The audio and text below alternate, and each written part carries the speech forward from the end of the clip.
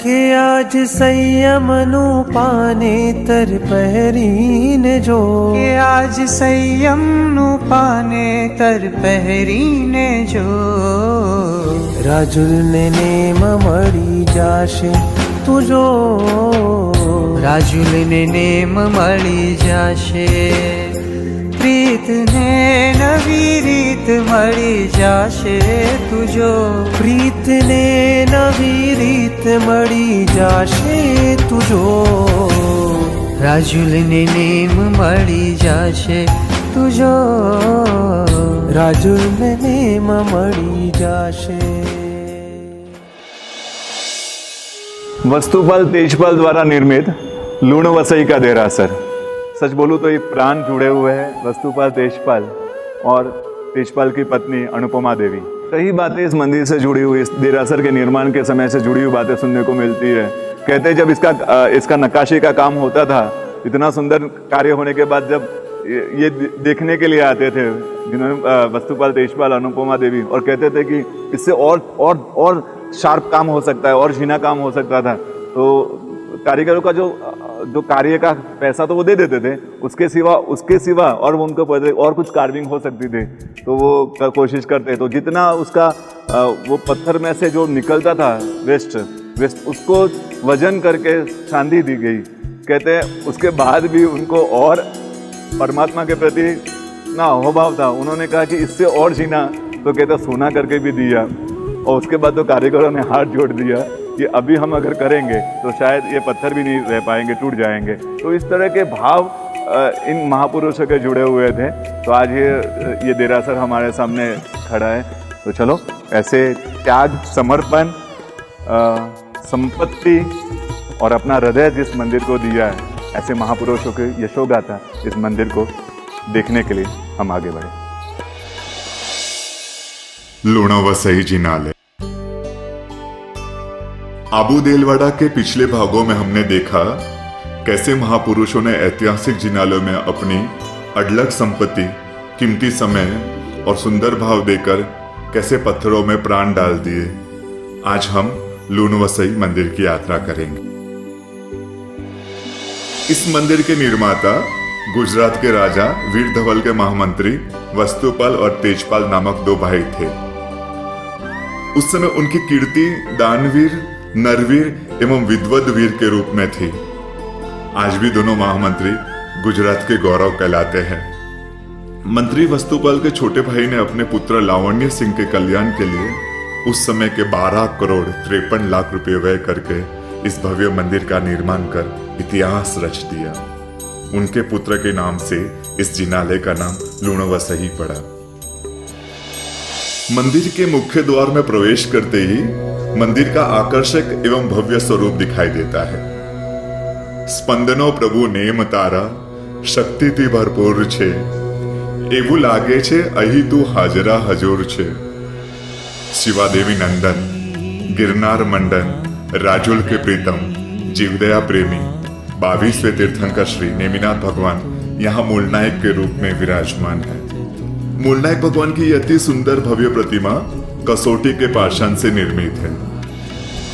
विमल वसई से 200 साल के बाद निर्माण होने के बावजूद भी यह मंदिर बांधनी और रचना में एक दूसरे से मिलते जुलते हैं। जिनालय के मुख्य शिल्पी का नाम शोभन देव। कर्नल टॉड इसके बारे में लिखते हैं कि मंदिर की बनावट विमल वसई से मेल खाती है, फिर भी सूक्ष्म दृष्टि से परखा जाए तो यह मंदिर विमल वसई मंदिर से भी अधिक उत्तम है।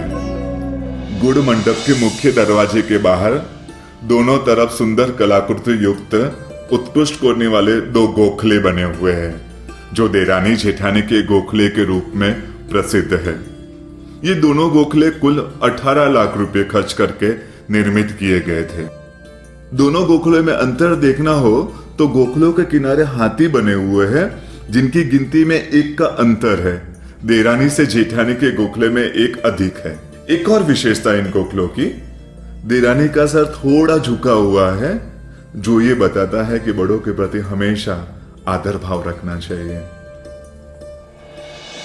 गोखलों के ऊपर की ओर 9 चौकी में 9 समकोण आकृति वाले 9 घूमट की कला है, जो इस मंदिर की सबसे बारीक और उत्कृष्ट कलाकृति है।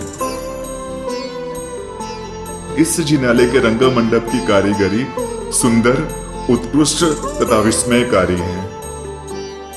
मध्य में लटकता कलापूर्ण झुमका स्फटिक बिंदु जैसा प्रतीत होता है। शिल्पकला का यह अनुपम नमूना है। इस गुंबज में अत्यंत ही सुंदर 16 विद्या देवियों की खड़ी मूर्तियां हैं। रंग मंडप के चारों ओर बने हुए तोरण इतने कलात्मक एवं चित्ताकर्षक है कि दर्शक अभिभूत हुए बिना नहीं रह सकते। तोरणों में भी एक खास विशेषता है कि विमल शाह के गोलाकार तोरण है, जबकि इसके कमान जैसे त्रिकोणाकार तोरण है। इस जिनालय में 52 देवियां हैं। प्रत्येक देवी में अलग अलग तीर्थंकर भगवान की प्रतिमाएं हैं। देहरी क्रमांक 44 में भूत, भविष्य, वर्तमान तीनों कालों की 24 के 72 तीर्थंकरों का एक सुंदर पट है। विमल वास्तव की भांति इस मंदिर के प्रत्येक देहरी के बाहर 2-2 गुंबज है, जिनकी छतों पर उत्कीर्ण नक्काशी अवलोकनीय है। इनकी छतों पर की गई कारीगरी की कलात्मकता विश्व की अनुपम एवं अद्वितीय कृतियां हैं। 64 कलायुक्त 64 योगिनी शिल्पकला का उत्तम नमूना है। ऐसी अनेक शिल्पकला युक्त कोने को निहारना धरती पर स्वर्ग देखने का एहसास कराती है। मंदिर परिसर के पीछे की ओर लूणा वसई की हस्तिशाला स्थित है। अंदर प्रवेश करते ही बाईं ओर 2 शिलालेख हैं। इस हस्तिशाला में श्वेत संगमरमर के पत्थर के 10 हाथी है, जिन पर सुंदर नक्काशी युक्त रस्सियां, झूले, मालाओं आदि को सजीव उत्कीर्ण किया गया है। इसमें मंदिर के निर्माता वस्तुपाल तेजपाल, उनके स्वजनों, गुरु, आचार्य आदि की पाषाण की प्रतिमाएं है। हस्तिशाला के बीच के खंड में मूल नायक आदेश्वर भगवान की सुंदर परिकर युक्त अलौकिक प्रतिमा है तथा इसके सामने ही नक्काशी युक्त मेरू पर्वत की अद्भुत रचना है। हस्तिशाला के बाहर की दीवार पर की गई कारीगरी कुछ अलग ही नजारा पेश करती है। ऐसे उत्तम और अलौकिक मंदिर के दर्शन जिसने नहीं किए उसका जीवन व्यर्थ है। ऐसे ऋषभदास कवि के लिखे हुए शब्द इन मंदिरों को देखकर यथार्थ लगते हैं। आबू दिलवाड़ा के जिनालय प्रभु के प्रति प्रेम की उत्कृष्ट अभिव्यक्ति है। पात्र, पैसे और पदार्थ से ज्यादा जब प्रभु प्रिय लगते हैं तब इस तरह की दुनिया, इस तरह के भव्य तीर्थों का निर्माण होता है। वस्तुपाल तेजपाल और अनुपमा देवी की भक्ति का, प्रभु के प्रति समर्पण का यह जिनालय उत्कृष्ट उदाहरण प्रस्तुत कर रहा है। ताजमहल तो शायद प्रेमिका के प्रेम की अभिव्यक्ति थी, लेकिन ये जिनालय तो उन महापुरुषों के प्रभु के प्रति प्रेम की साक्षात अभिव्यक्ति है। दुनिया में कई लोगों के लिए शायद टूरिस्ट प्लेस होगा, लेकिन एक भक्त के लिए उसके प्रभु का, उसके भगवान का एक जबरदस्त वैभव है। तीर्थंकर परमात्मा के पुण्य का प्रकोष्ठ उदय है। यहाँ पर भोजनशाला और ठहरने की सुंदर व्यवस्था है। जिन शासन के 5 महान तीर्थों में से एक आबू महातीर्थ की यात्रा करने आप जरूर पधारें। अबूदरगिरी पर्वत के दिलवाड़ा के इन 5 मंदिरों को दर्शन करने के बाद अंदर एक ही फीलिंग्स आ रही है। इन मंदिरों के पीछे कई दिव्य शक्तियां होगी जिन्होंने ये अपना कार्य किया होगा। कई दिव्य शक्तियों के ने अपनी दुनिया बनाकर इस मंदिरों का निर्माण करवाया होगा। अनुपमा देवी का किस्सा जो लूण वसई मंदिर से जुड़ा हुआ है, कहते थे वो संग लेकर जा रहे थे तो उनकी माँ ने कहा कि हम संग लेकर जा रहे तो धन गाड़ देते अपना पूरा, वापिस आएंगे तो लेंगे। और जब भी वो धन गाड़ने के लिए गए तो अंदर से और सोने के छर्रू निकलने लगे और धन निकलने लगे।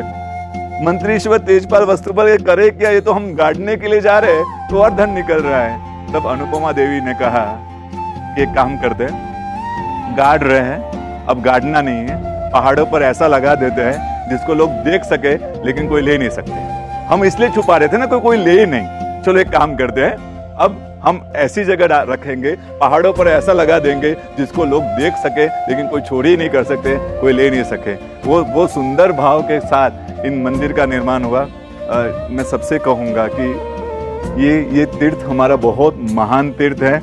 यहाँ के वाइब्रेशन, यहाँ का ऑरा, यहाँ का स्पंदन एक अलग ही एहसास लिए हुए हैं सभी लोग। साधना भूमि है यहाँ पर। सभी लोगों से खास कहूँगा कि जिस तरह से पालितना हमारे हृदय में बैठा हुआ है, गिरनार और संकेश्वर के प्रति हमारी श्रद्धा है, वैसे आबू तीर्थ के प्रति भी हमारी श्रद्धा रखें और यहाँ जरूर पधारें, जरूर पधारें।